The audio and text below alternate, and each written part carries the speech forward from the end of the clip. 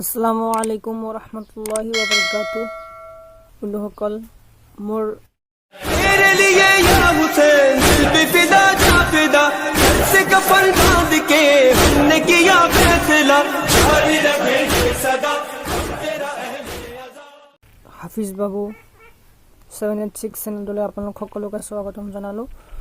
আজি মই আকৌ এটা নতুন ভিডিঅ'ৰ সৈতে আপোনালোকৰ মাজলৈ আহিলোঁ। বন্ধুসকল, আজি মই আপোনালোকক শিকাম যে পেটৰ বিষ হ'লে, পেটৰ বিষ বেদনা হ'লে কেনেকৈ ভাল পাব, কোনটো তাবিজ ল'লে আপুনি আল্লাহৰ হুকুম আল্লাহৰ ৰহমতত আপুনি সেই বেমাৰৰ পৰা উদ্ধাৰ হ'ব পাৰিব।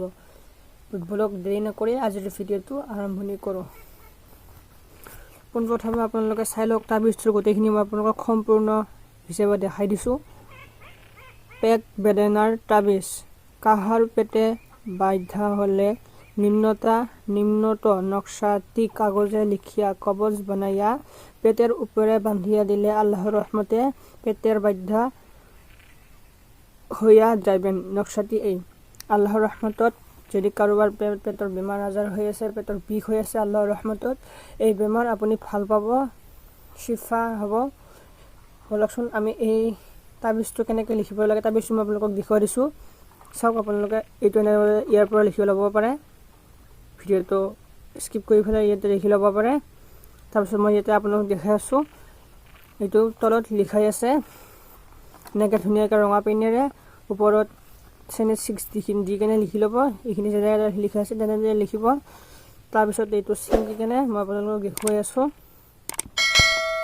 মই যেনেদৰে ছিঙি দিছোঁ ঠিক তেনেদৰে আপোনালোকে ছিঙি কেনে ইয়াতে ধুনীয়াকৈ ৰঙা পেনেৰে লিখিব।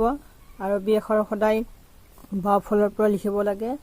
আৰু কেইটামান চৰ্ত কৈ দিছোঁ। এই তাবিজটো লিখিবৰ আগতে আপুনি এজন পাক্কা মুমিন মুছলমান হ'ব লাগিব। 2 নম্বৰতে আপুনি নফল নামাজ পঢ়িব লাগিব।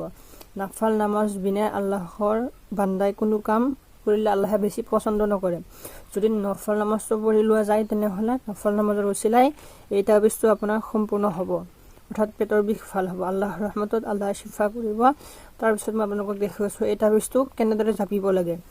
প্ৰথমতে আপোনালোকে তাবিজ এনেকৈ ল'ব, লৈ এই কোণৰ পৰা এইটো কোণলৈ আনিব। কিছু তাবিজৰ জাপাৰ পদ্ধতি আছে, যদি সেই পদ্ধতিত জাপা নাযায় তেনেহ'লে বেমাৰটো চিফা নহয়। বেমাৰটো চিফা হ'বই আল্লাহৰ হুকুম, আপোনালোক তথাপি দেখাই দিছোঁ, ভালদৰে চাই কওক। তাৰপিছত এনেদৰে ল'ব, লৈ কেনে তাৰপিছত এইটো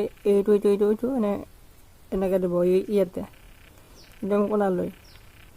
তাৰপিছত এইটো এনেকৈ টিপি দিব, আল্লাহৰ হুকুম চাই থাকিব। আল্লাহৰ হুকুম আল্লাহৰ ৰহমতত আপোনালোকৰ পেটৰ বিষ বেদনা আল্লাহে শিফা কুল্লি আজিলাতা কৰি দিব। এই তাবিজটো আপোনালোকে